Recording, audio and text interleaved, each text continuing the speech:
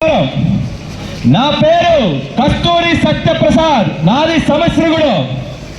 నేను మన నిడదవోలు నియోజకవర్గం నుంచి స్థానిక ఎమ్మెల్యేగా పోటీ చేస్తున్నాను. సంవత్సరంగా నేను ప్రతి ఇంటింటికి తిరుగుతూ మన నియోజకవర్గం అంతా కూడా తిరిగాను అన్నయ్య. కొన్ని సమస్యలు నేను మొత్తం అందరి దగ్గర నుంచి విన్నాను. అయితే మీ అందరి ముందుకి ఈరోజు 2 సమస్యల గురించి మాట్లాడడానికి వచ్చాను నేను.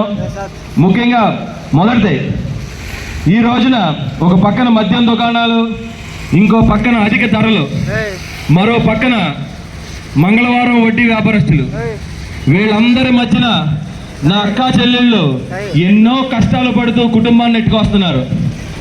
నా అక్కా చెల్లెళ్ళ కోసం, వాళ్ళ కాళ్ళ మీద వాళ్ళు నిలబడడం కోసం మన నియోజకవర్గంలో కుటీర పరిశ్రమలు స్థాపించి ఆ కుటీర పరిశ్రమల ద్వారా వాళ్ళ ఇంటి దగ్గరే ఉండి రోజుకి కనీసం 1000 రూపాయల నుంచి 2000 రూపాయలు సంపాదించుకునేలాగా నేను కుటీర పరిశ్రమలు ఏర్పాటు చేసి మన నియోజకవర్గం అంతా కూడా ఆడవాళ్ళకి చేయవతనిస్తానని చెప్పేసి మీ అందరికీ తెలియజేస్తున్నాను. మీరు అందరూ అనుకోవచ్చు, కుటీర పరిశ్రమలు ఏంటి, ఏం చేస్తామని. ఎక్కడి నుంచో కొండ మీద కోతిని తీసుకురాను నేను. మన నియోజకవర్గంలోనే 90కి పైగా కుటీర పరిశ్రమలు ఉన్నాయి. ముఖ్యంగా మీ పెళ్ళి లాంటి ఊర్లో పచ్చళ్ళ పరిశ్రమ, జీడిపక్కలు బొట్లు అల్లుతున్నారు, పువ్వులు కొడుతున్నారు, ఇంకా ఎన్నో చిన్న చిన్న కుటీర పరిశ్రమలు మన నియోజకవర్గం అంతా ఉన్నాయి. కానీ వాళ్ళకి సరైన మార్కెటింగ్ సదుపాయం గవర్నమెంట్ నుంచి ప్రోత్సాహం సరైన లేదు. నేను ఎమ్మెల్యే అయిన తర్వాత మాత్రం నా అక్క చెల్లెలందరికీ కూడా వాళ్ళ ఇంటి వద్ద నుంచే 1000 రూపాయలు సంపాదించుకునేలాగా నేను కుటీర పరిశ్రమల్ని అభివృద్ధి చేస్తాను మన నిడదవోలని మాటిస్తున్నాను. ఎందుకంటే మద్యం ధరలు నేను తగ్గించలేను. ఓ ప్రభుత్వం ఏమో మద్యం ధరలు ఎక్కడికో తీసుకెళ్ళిపోయింది, ఇంకో ప్రభుత్వం ఏమో క్వాలిటీ మద్యం ఇస్తామో తక్కువ ధరలకు ఇస్తాము, ఇంకొకళ్ళు వాగ్దానాలు ఇస్తారు. ఆ పంచాయతీకి నేను వెళ్ళను. నేను మన నిడదవోలు నన్ను నెగ్గించిన తర్వాత ఎమ్మెల్యే అయిన తర్వాత కుటీర పరిశ్రమను అభివృద్ధి చేసి ఆడవాళ్ళందరికీ చేయూతనిస్తా. రెండో అతి ముఖ్యమైన సమస్య కౌలు రైతుల సమస్య.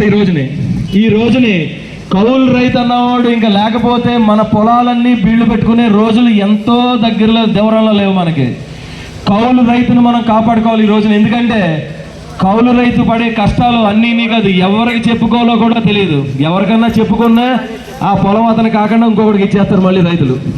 100 రకాల సమస్యలు ఉన్నాయి రైతులకి ఈ రోజున. రైతులు కూడా పంట పండించడం ఎంత సమస్యలు పడి ఎన్నో కష్టాలు పడి పంటలు పండిస్తున్నారు. ఆ పంటని రైస్ మిల్ దగ్గర తీసుకెళ్ళడానికి 2 కష్టపడాల్సి వస్తుంది ఈరోజు రైతులందరూ కూడా. అంత కష్టపడుతున్నారు రైతులందరూ కూడా.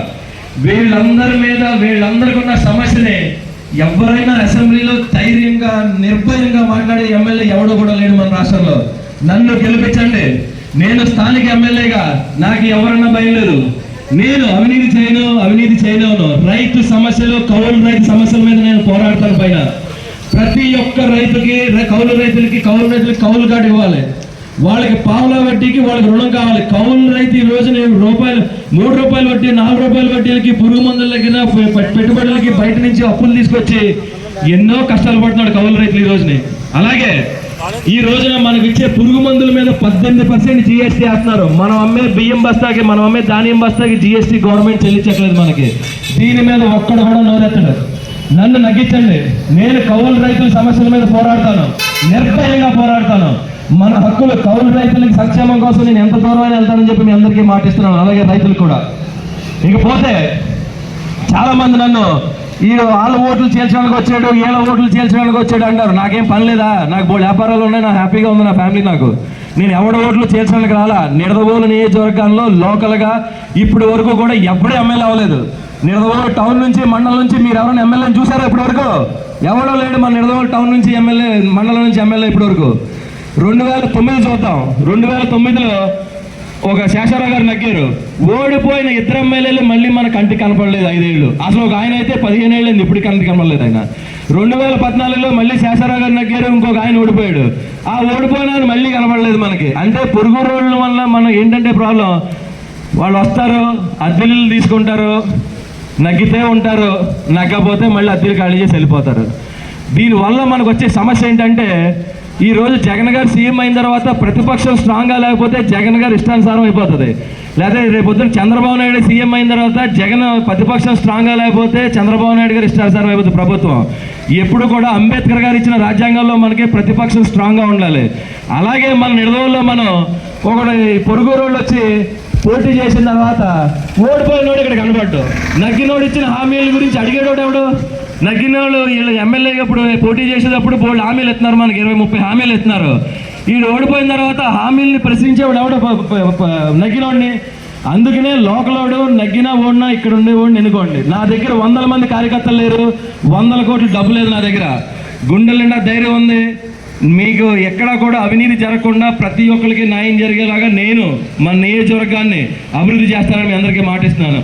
ఈ రోజునే మీరు ఒక్కసారి ఆలోచించండి, ఇక్కడ ఎవరికైనా యాక్సిడెంట్ అయింది, ఈయన ఇక్కడ నుంచి తీసుకెళ్ళి మనం నిడదవోలు గవర్నమెంట్ హాస్పిటల్ తీసుకెళ్తాం. అక్కడ ఎమర్జెన్సీ ఫెసిలిటీ లేదు మనకి. అక్కడ నుంచి రాజమండ్రి తీసుకెళ్ళాలి. రాజమండ్రి తీసుకెళ్ళే లోపల సగం మంది చచ్చిపోతున్నారు. ఆ రాజమండ్రి తీసుకెళ్ళిన తర్వాత ఆడంటాడు అక్కడి నుంచి కాకినాడ తీసుకెళ్ళమంటాడు. అక్కడ సగం మంది చనిపోతున్నారు. పురుగు మందులు తాగిన వాళ్ళు, లేకపోతే యాక్సిడెంట్లు అయిన వాళ్ళు, గుండెపోటు వచ్చిన వాళ్ళు. ఎమర్జెన్సీ హాస్పిటల్ కేర్ మన నిడదవోలు లేదు. స్వతంత్రం వచ్చి 75 సంవత్సరాలు అయింది. నిడదవోలు నియోజకవర్గం కొవ్వూరు నుంచి విడిపోయి 15 సంవత్సరాలు అయింది. ఈ రోజు కూడా సమయానికి వైద్యం అందక ఇంకెన్నాళ్ళని మనం ప్రాణాలు పోగొట్టుకుంటాం. ఒక్కసారి ఆలోచించండి. నేను ఎమ్మెల్యే అయిన తర్వాత మన నిడదవోలుకి ఎమర్జెన్సీ హాస్పిటల్ ఫెసిలిటీ తీసుకొస్తాను. ముఖ్యంగా ఈ రోజు మనకి పనులు లేవు. మహా అయితే కూలి పనులు, లేకపోతే పెయింటింగ్ పనులు, లేకపోతే బటరింగ్ పనులు, ఈ తప్ప అవి కూడా 365 రోజుల్లో సగం రూట్లే ఉంటాయి. ఎందుకు ఈ సమస్య మనకంటే పక్కన తణుకు, తాడేపల్లిగూడెం, రాజమండ్రి, జంగారెడ్డిగూడెం, కొవ్వూరులో ఎన్నో పరిశ్రమలు ఉన్నాయి. మన నిడదవోలులో ఒక్క పరిశ్రమ లేదు. ఒక్కసారి ఆలోచించండి. నిడదవోలులో చుట్టుపక్కల పరిశ్రమలకి కారిడార్లు పెట్టారు. 100 ఎకరాలు ఇచ్చి పరిశ్రమలు పెట్టమన్నారు. తణుకులో ఉంది ఇండస్ట్రియల్ కారిడార్, తాడేపల్లిగూడెంలో ఉంది, రాజమండ్రిలో ఉంది. మనకు లేదు. మనకు వద్ద ఇండస్ట్రీ కారిడార్. మన ఇండస్ట్రీ పరంగా అభివృద్ధి కాకపోతే ఎప్పటికీ మనకి పనులు ఉండవు. ఈ రోజున మన నిడదవోలులో 30-40 ఏళ్ళు అయింది ఒక్క కాలేజీకి శంకుస్థాపన జరిగి. పీజీ చేద్దాం అంటే పొరుగురికి వెళ్ళాలి, పాలిటెక్నిక్ చేద్దాం అంటే పొరుగురు వెళ్ళాలి, ఐటీఐ చేద్దాం అంటే పొరుగురు వెళ్ళాలి. ఆడపిల్లల్ని ఎంబీఏ, ఎంసీఏ చేద్దాం, ఇక్కడ డిగ్రీ అయిపోయిందంటే పొరుగురు పంపలేక ఎంతో మంది పెళ్లి చేయడం, లేకపోతే ఇంట్లో కూర్చోబెట్టేస్తాం. ఇంక ఇది మారంతా ఎన్నాళ్ళని మనం ఈ పొరుగురు కుదరలేదు మొత్తం. ఒక్కసారి ఆలోచించండి.